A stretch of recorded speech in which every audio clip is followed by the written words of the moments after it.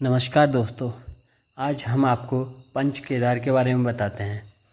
उत्तराखंड में पंच केदारों की यात्राएं और मान्यताएं भगवान भोलेनाथ से जुड़ी हुई हैं और अपने उत्तराखंड में भगवान भोलेनाथ को उत्तराखंड या देवभूमि में सबसे अधिक पूजा जाता है और माना जाता है। और उत्तराखंड में आपको हर जगह भोलेनाथ के मंदिर देखने को मिलेंगे और अलग अलग रूप में इन्हें पूजा जाता है। और पंच केदारों का तात्पर्य पांडवों द्वारा बनाए गए उन 5 मंदिरों से है जहां भगवान शिव के अलग अलग भागों की पूजा होती है। महाभारत की कथा तो आप लोग ने सुनी ही होगी और आप लोग को कथा का हर एक चीज़ के बारे में आप लोग को पता होगी। और पंच केदार के निर्माण की कथा महाभारत के युद्ध से जुड़ी हुई है। और अगर महाभारत का युद्ध न हुआ होता तो शायद पंच केदार भी अस्तित्व में नहीं आए होते। और कथा के अनुसार अपने भाइयों को मारने के पाप से मुक्त होने के लिए भगवान शिव की पूजा और उनका आह्वान करना शुरू किया था। और भगवान भोलेनाथ पांडवों से छिपने के लिए बैल का रूप धारण कर लिया। जब गुप्तकाशी पहुँचे तो उनके पीछे पीछे वहाँ पांडव भी पहुँच गए थे और पांडवों से छिपने के लिए भगवान भोलेनाथ ने बैल का रूप धारण कर लिया और वहाँ आसपास बैलों के झुंड में ही अपना भी शामिल हो गए। पांडव शिव को देखते ही पहचान गए थे क्योंकि वह बाकी बैलों की तरह साधारण नहीं थे। और जब पांडव उनके पास पहुंच गए तो शिव जमीन के नीचे गायब हो गए और भगवान भोलेनाथ पहाड़ों के ऊंचाई वाले भागों में चले गए जहां शिव अदृश्य हुए।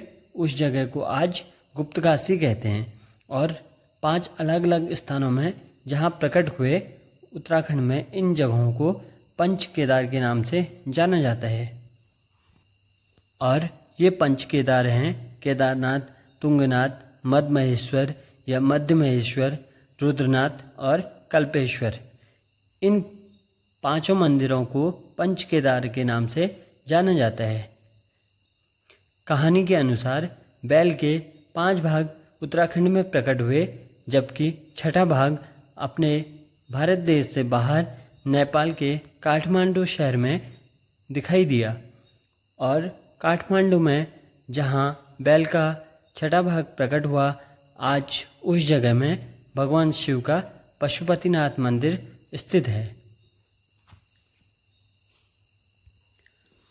पंच केदारों में पहला मंदिर केदारनाथ मंदिर है जो उत्तराखंड के केदारनाथ जिले में केदारनाथ की तलहटी में लगभग 3500 मीटर की ऊंचाई पर स्थित है। केदारनाथ में भगवान शिव का पृष्ठ यानी कि पीठ वाला भाग प्रकट हुआ था और तब से वहाँ पीठ वाले भाग की पूजा की जाती है। पंच केदार के अलावा यह केदार भारत के 12 ज्योतिर्लिंगों में से एक है। अब बात करते हैं हम दूसरे केदार मध्य महेश्वर या मध्य महेश्वर की।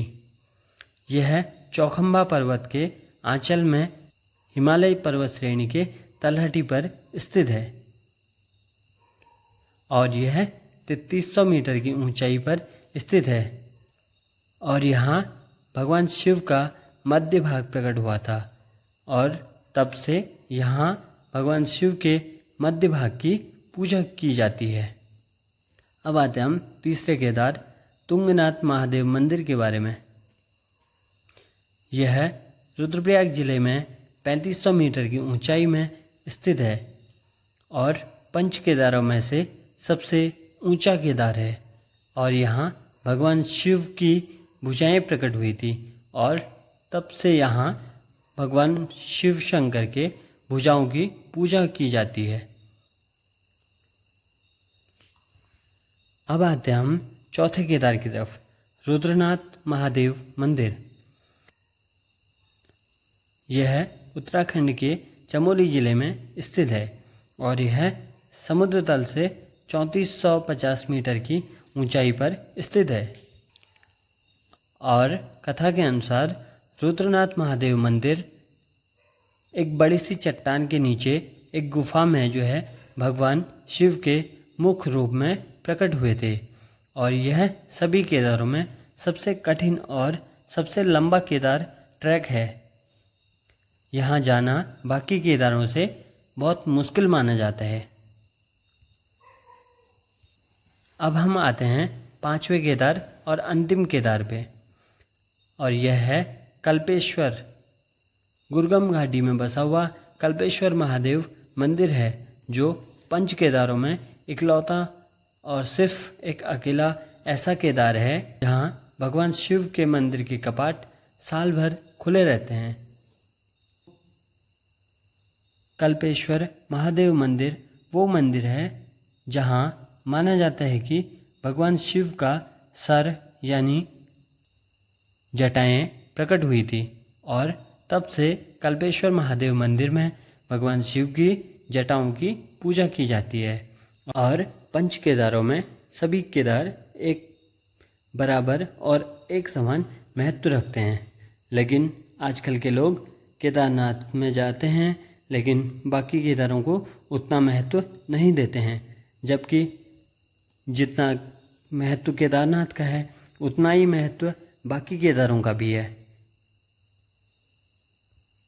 इन 5 केदारों को उत्तराखंड में सबसे ज़्यादा पूजनीय माना जाता है। अपने अगले केदार 6ठे केदार की तरफ, यह पशुपतिनाथ मंदिर नेपाल में स्थित है। अगर हमारी वीडियो पसंद आती हैं तो आप हमारी वीडियो को शेयर और सब्सक्राइब कीजिएगा।